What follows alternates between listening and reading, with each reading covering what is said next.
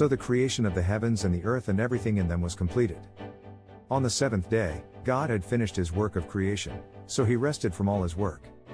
And God blessed the seventh day and declared it holy, because it was the day when he rested from all his work of creation.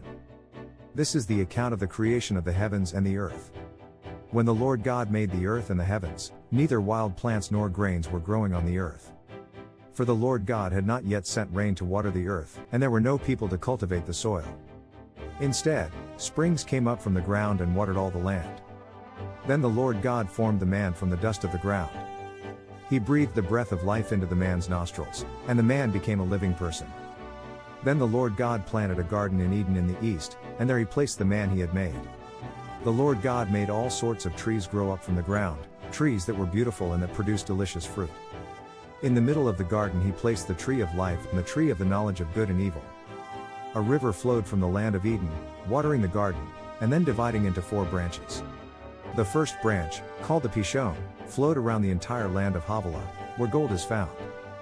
The gold of that land is exceptionally pure, aromatic resin and onyx stone are also found there. The second branch, called the Gihon, flowed around the entire land of Cush. The third branch, called the Tigris, flowed east of the land of Ashur. The fourth branch is called the Euphrates. The Lord God placed the man in the Garden of Eden to tend and watch over it. But the Lord God warned him, "You may freely eat the fruit of every tree in the garden, except the tree of the knowledge of good and evil. If you eat its fruit, you are sure to die." Then the Lord God said, "It is not good for the man to be alone. I will make a helper who is just right for him." So the Lord God formed from the ground all the wild animals and all the birds of the sky. He brought them to the man to see what he would call them, and the man chose a name for each one. He gave names to all the livestock, all the birds of the sky, and all the wild animals.